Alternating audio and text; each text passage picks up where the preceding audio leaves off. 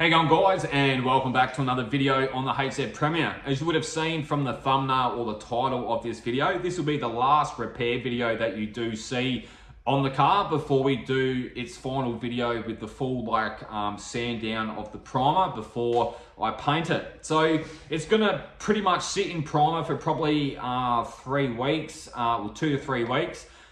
Before I do any sanding and the final prep on it. And that's because I've actually been asked to custom paint 4 20-foot caravans for a caravan restoration TV show. So it's pretty exciting. I can't really talk too much about it because it's only in the early days of it being filmed. So that is all gonna be getting a bit of a start. Well, I'll be basically making a start on that in the next probably 3 weeks. So I'm really going to dedicate all my time to that. As you can imagine, it's a pretty big job, especially when it's only one person painting, and I've got 4 days to paint 4 20-foot caravans, both sides, all custom paint. Yeah, it's going to be full on. Anyway, so as you can imagine, I've been bloody heaps busy on the Premier, getting all the repairs done, getting it put in epoxy, sanding down that epoxy, fine tuning things, and getting it ready for the prime before paint. So I have been filming a heap of footage and content and stuff. Just been really busy, haven't had really much of a time or a break in between working all day, coming home and filming and working. And by the time I finish up at 7 o'clock at night, I'm bloody rooted and all I just want to do is eat dinner and go to bed. So haven't been doing any editing, but I'm going to dedicate some time to get probably a big video edited up for you guys. And yeah, we're going to pretty much run through the way that I sanded down the quarters, repaired them. I'm not going to show everything just to try and keep the video a little bit shorter. There's a few things on the car which I wouldn't mind putting in this video in regards to sanding of other areas on the car, getting it ready for primer. So in a nutshell, you would have seen we bare metaled the quarters, we got them in epoxy, we let it sit for about a week, and we sanded them down with the big kit blocks, and we found where all the low areas were. We basically went round by hand and sanded all those areas with an orbital sander. There was quite a few of them, so to save doing it by hand, I just orbited them. So I basically put the stencils on the car. We do have one of the stencils here. So this is one of the rear quarter panel stencils, and you basically just throw it on, you mask it down to the panel, it sits right on the body line. So basically, in a nutshell, I've done that. I got some 18mm tape and ran it down the panel, very similar to what this is on the car now. And I basically put a skim of filler up to that tape edge. Then I basically transferred the tape onto the bottom, put another skim up the top, up to the tape edge, pulled all the tape off, blocked up to the line, etc. Ended up, I think I repaired both quarter panels with 2 skims of filler, very thin skims. I did grab the micrometer and have a bit of a look on it once it was re-epoxied after doing the repairs, and I was sitting at about 350 microns. So I managed to repair them and re-epoxy it in a good amount of film build. So once it's all painted, it probably should be around that 400, 450 microns. So yeah, I'm keeping it down, which was my main goal, keeping the product to a bare minimum on the car. And obviously having it nice and straight with the definitive lines down the car. Now, I actually had a bit of trouble with the repairs on the quarters. Not so much putting the line in, that's pretty easy, but it was trying to get the lines to match the rest of the car. I did touch base on it in one of my previous videos when I was speaking about it. It's pretty easy for me personally anyway to put a real sharp line in a panel, but to make it match what's on the car and the rest of the car, they're not sharp. And the amount of research I'd done on HQs, X's and Z's to see what they all look like so I can make this one look the same or very similar. There's so many different variances of lines, and some of the models actually have completely different shapes of that line altogether. As an example, on the HQs, the nose cones are a lot longer or a lot wider at the, looking at the side of the car, it's a lot longer. and the banana line, or whatever line you want to call it, actually carries through the guard onto the nose cone. Well, this HZ doesn't have that big long nose cone, so the line actually tapers off and comes back down again. So I was just mind boggled by how many different variances there were with body lines and that on the car. So I bounced a few ideas around with the owner, and we come up with a solution, and that was just to keep the lines not super sharp, but have them kind of roll into one another, which kind of made it a little bit hard for me when I had already put the lines in both the quarter panels. I made them both really sharp just so I could dull them off or round them off once it was in epoxy and once it's in high build primer. So that's pretty much what I've done. The opposite side is a lot sharper than the the driver's side. I have marked this quarter panel, as you can see here, and I just want to sharpen up the line. I want to get a bit more of a flatter edge on this here. It's all nice and straight, it's just the line just needs a bit of a fine tune, which I kind of knew anyway, especially on this quarter panel, because it didn't have any like shape through the middle of the panel. It was really flat. The quarter has been cut off and re-welded. It has had a lot of heat shrinking and stuff done on it, and I think that's probably why it's lost a lot of its shape on the panel. I pretty much repaired this quarter panel in about, let's say 7 hours, where the opposite side quarter panel, I've done it in about 4.5 hours.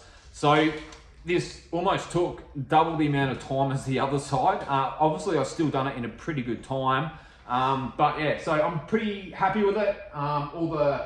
All the lines on the car are pretty consistent now. We had to re-epoxy the whole side of the car and get some more product on there. So I could make the lines a little bit more consistent down the car, because on the guard, they kind of, from the headlight or from the nose cone like panel, it kind of ran down and then it went flat near the driver's door, so I had to sharpen the line up through there. But what I was finding is that when I was trying to block that line in sharper, I was running into bare metal and I was running out of product to sand in the line. So that's why I decided that I'd re-epoxy the whole side of the car so I could really fine tune this side. As you know, we've done a heap of repairs along the side to get the distances between all the panels nice. The passenger side's pretty good. Apart from that, yeah, we blocked down the roof. That's all looking really good. That's probably the best panel on the car. I did find a big low spot on the bottom of the driver's door just the other night, so I had to block as much of that out as I could without sanding through the poly and the epoxy down to bare metal. I didn't want to have exposed metal on a panel when I'm trying to repair it. So I decided to block as much as I could. When I started sanding through the primer down to the poly, I stopped and just put a skim over it. That saves a lot of hassles later and having to re-epoxy things between like trying to repair it and having to wait like almost a week for it to dry before I can sand it. So it was just trying to strategize a lot of the repair process to make it a lot easier and more time efficient.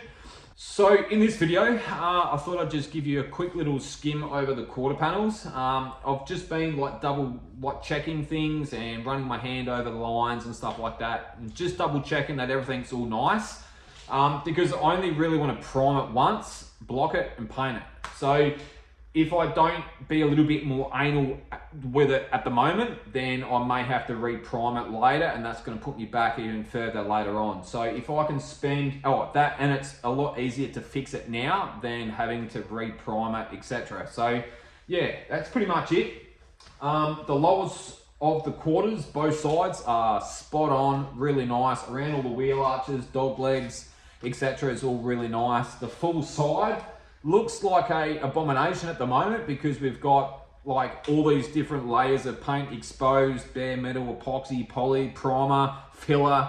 It just, this whole side doesn't look very good at the moment, but it's dead straight. I'm really happy with it. So the idea is I actually spoke to a really good mate of mine who's got a panel shop here in Melbourne, Mix Custom Restorations. He uses the Resto finish quite a bit. And I kind of picked his brain about the epoxy.